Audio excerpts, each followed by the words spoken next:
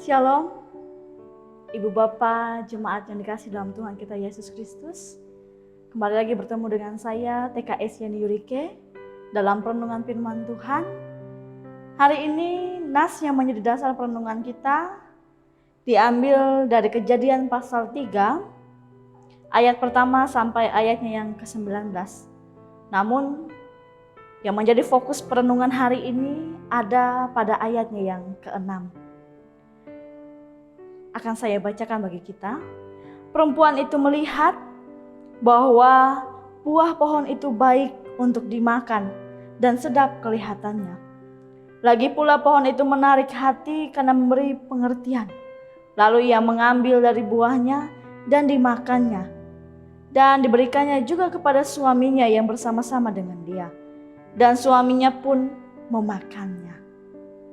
Jemaat yang dikasih dalam Tuhan kita Yesus Kristus, ada sebuah cerita menarik dari belahan dunia yang lain, belahan dunia yang cukup jauh dari kita.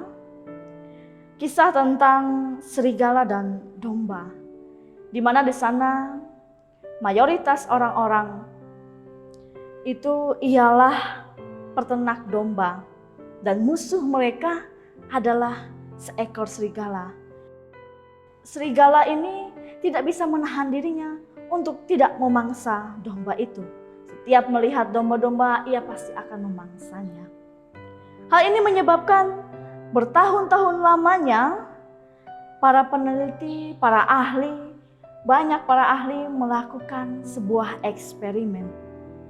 Yaitu dengan menggunakan sekitar 500 bahan kimia yang berbeda-beda untuk mengembangkan sebuah larutan yang kemudian disemprotkan pada domba itu sehingga mereka menjadi anti serigala, atau serigala ini tidak lagi berselera untuk menyantap daging-daging domba itu.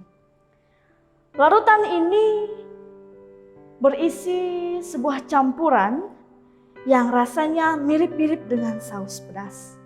Dan kemungkinan besar larutan ini atau eksperimen ini menjanjikan sebuah keberhasilan. Menurut para ilmuwan, menurut para ahlinya, jika eksperimen ini berhasil, serigala tidak akan pernah berselera terhadap domba. Dengan demikian, serigala ini tidak menjadi pengganggu lagi, tidak menjadi musuh lagi bagi para peternak domba di sana. Manusia mungkin akan menjadi sahabat bagi serigala ini.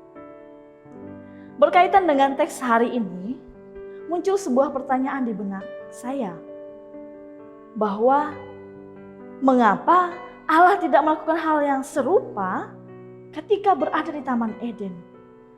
Mengapa Dia tidak membuat pohon pengetahuan yang baik dan buruk itu berbuah yang jelek? Mengapa Dia tidak mengelilingi pohon itu dengan pagar berantai atau kawat-kawat berduri? Bahkan mengapa Allah kemudian menciptakan pohon itu jika pohon itu dilarang untuk dimakan? Itu pertanyaan-pertanyaan yang muncul di benak saya.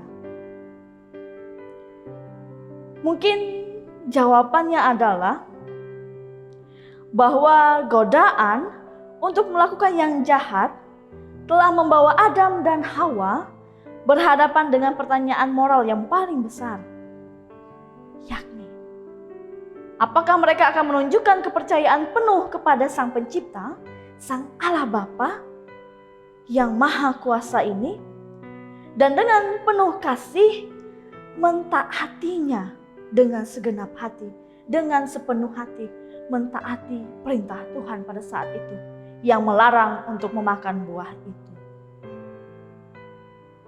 Kehidupan kita saat ini ada begitu banyak perintah-perintah yang diberikan oleh Tuhan. Ada begitu banyak ujian-ujian kehidupan yang akan kita hadapi, atau bahkan sedang kita hadapi, atau sudah kita lewati sebelumnya. Ada begitu banyak ujian-ujian yang kita hadapi setiap harinya. Kesusahan sehari hanya untuk sehari. Karena besoknya akan ada kesusahan yang lainnya. Lalu apa yang bisa kita perbuat dalam menghadapi pencobaan ini? Dalam menghadapi ujian-ujian ini? Apakah kita akan gagal seperti Adam dan Hawa? Apakah kita akan gagal? Kembali gagal lagi menghadapi ujian-ujian itu? Atau pertanyaan terakhir bagi kita, apakah kita akan mempercayai Allah dengan sepenuh hati, dengan sepenuh jiwa, dengan akal budi kita? Lalu kita mentaati setiap perintah-perintah Tuhan. Itu menjadi pertanyaan-pertanyaan dalam kehidupan ini. Setiap pilihan ada pada tangan kita masing-masing. Kita mau menghadapinya bersama-sama dengan Kristus atau tidak? Atau kita malah melanggarnya? Melanggar setiap perintah Tuhan agar kita bisa dengan mudah menghadapi ujian-ujian kehidupan ini. Percobaan-percobaan yang begitu luar biasanya, begitu luar biasa berat yang kita hadapi. Satu hal yang pasti, bahwa setiap pencobaan adalah sebuah kesempatan bagi kita. Kesempatan untuk semakin percaya kepada Allah, semakin mengokohkan iman kita di dalamnya, semakin memperkuat, mempererat hubungan kita dengan Allah. Setiap pilihan ada di tangan kita masing-masing. Jemaat yang dikasih dalam Tuhan kita Yesus Kristus. Semoga Tuhan memberkati kita, menuntun kita untuk memilih yang terbaik bagi kita. Tuhan Yesus memberkati firman-Nya dan memberkati kita semua yang sama-sama mendengarkan kebenaran firman Tuhan. Amin. Sedang jemaat yang dikasih dalam Tuhan kita Yesus Kristus, mari kita bersatu dalam doa. Kita berdoa. Ya Allah Bapa kami yang bertata dalam kerajaan surga, pujian hormat kami naikkan hanya kepadamu yang empunya langit dan bumi, Sang Pencipta alam semesta dan segala isinya. Terima kasih Bapa atas setiap pencobaan, ujian yang kami hadapi, yang telah kami lalui bersama-sama dengan Engkau. Kami yakin dan percaya ketika kami mempertaruhkan, memberikan hidup kami kepadamu Tuhan, Engkau akan senantiasa menolong, Engkau akan senantiasa mendukung kami, Engkau senantiasa yang akan memberikan jalan keluar bagi kami, sekalian umat-Mu yang percaya. Tuntun dan sertai kami Tuhan, karena kami yakin dan percaya bahwa ketika Engkau mengutus kami, maka Engkau yang akan mengurus segala sesuatu yang terbaik bagi kami Tuhan. Di dalam ketika kami saat ini menghadapi ujian dan pencobaan yang rasanya sungguh berat, yang rasanya kami hampir tidak mampu untuk menghadapinya. Kami tidak menemukan jalan. Kami hanya bertemu dengan jalan buntu. Kami memohon Tuhan, urapi kami semua. Urapi setiap hati dan pikiran kami Tuhan, agar kami senantiasa boleh melaluinya sesuai dan seturut dengan kehendak Tuhan. Hari ini Tuhan, kami dikuatkan melalui kebenaran firman-Mu.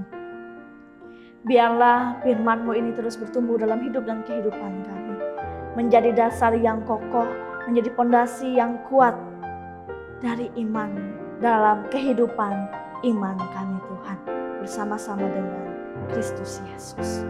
Kami mau serahkan seluruh hidup dan kehidupan kami Tuhan. Pergumulan, ujian, kehidupan ini hanya ke dalam tangan pengasihan Tuhan. Di dalam dan oleh Tuhan Yesus Kristus, kami memohon dan berdoa.